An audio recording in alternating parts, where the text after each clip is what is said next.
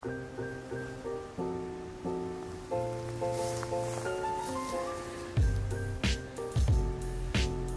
halo semuanya dan selamat datang kembali di Tanya Seputar Hukum ya. Untuk kali ini saya akan menjelaskan berapa majelis hakim atau berapa jumlah hakim dalam sebuah persidangan. Karena kadang-kadang untuk orang yang awam itu masih belum tahu sama sekali berapa nanti jumlah hakimnya, siapa saja yang berada di ruang sidang, dan apakah semua orang boleh masuk sidang. Itu kadang sering ditanyakan. Yang pertama, untuk jumlah hakim dalam sebuah persidangan itu sudah ditentukan di dalam sebuah undang-undang ya. Undang-undang nomor 48 tahun 2009 tentang kekuasaan kehakiman atau Undang-Undang Kekuasaan Kehakiman ya. Di situ disebutkan bahwa dalam pasal 1 ayat 1 dan ayat 2 Undang-Undang Kekuasaan Kehakiman bunyinya seperti ini. Pengadilan memeriksa, mengadili, memutuskan perkara dan dalam suatu majelis sekurang-kurangnya ada 3 majelis hakim. Itu intinya, minimal ada 3 majelis hakim. Namun ketika ada undang-undang menyatakan lain, jadi ketika ada aturan lain mengenai hal tersebut, maka tidak harus 3 hakim, bisa kurang boleh atau bisa lebih boleh.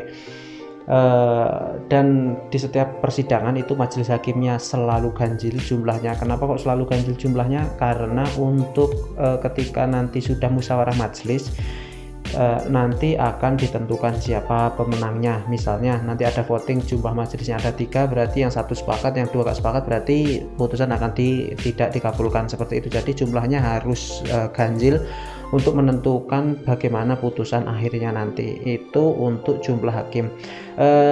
Di pengadilan tinggi ini di bawah naungan Mahkamah Agung ya, baik di pengadilan tinggi, pengadilan negeri, pengadilan agama, pengadilan militer, pengadilan tata usaha negara, itu jumlah hakimnya seperti itu. Biasanya rata-rata jumlah hakimnya 3, 1 hakim ketua dan 2 hakim anggota.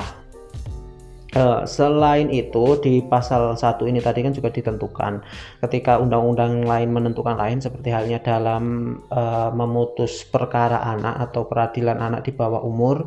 Di situ ditentukan ya bahwa pada Undang-Undang Nomor 3 tahun 1997 tentang peradilan anak, untuk memutuskan perkara anak di bawah umur itu cukup dihadirkan 1 hakim tunggal, jadi nggak perlu banyak-banyak hakim, karena ini menentukan psikologi anak juga. Nanti kalau yang menyidangkan banyak kan anak bisa takut. Selain itu, kalau Anda melihat di Mahkamah Konstitusi biasanya ada 9 hakim ya. Di situ ada hakim ketua yang merangkap sebagai anggota juga, ada wakil hakim ketua juga yang merangkap sebagai anggota, dan 7 hakim anggota. Dan jumlahnya juga selalu ganjil untuk menentukan nanti bagaimana putusan akhirnya, musyawarah majelisnya, agar ada pemenangnya, seperti itu. Selain di Mahkamah Konstitusi itu juga ada di Peradilan Hak Asasi Manusia, itu ada 3 majelis hakim dan 2, ada totalnya 5. Selain itu ada ketentuan-ketentuan lain, tapi pada umumnya di setiap persidangan, entah itu di pengadilan agama ya, paling banyak di pengadilan agama dan pengadilan negeri, itu biasanya dalam sebuah ruang sidang itu ada 3 majelis, 1 hakim ketua, setelah itu 2 hakim anggota, dan 1 lagi yaitu panitera penggantinya untuk menganalisis perkaranya. Seperti itu saja. Jadi dalam sebuah persidangan itu ada hakim ketua 1 dan 2 hakim anggota. Itu ketentuan undang-undangnya, minimal ada 3 hakim, kecuali undang-undang mengatur lain, seperti halnya di Mahkamah Konstitusi tadi, atau di peradilan anak, di peradilan hak asasi manusia, seperti itu. Oke. Dan untuk siapa saja yang boleh masuk ke dalam persidangan itu sudah ditentukan bahwa nanti tergantung persidangan tersebut dibuka untuk umum atau tertutup.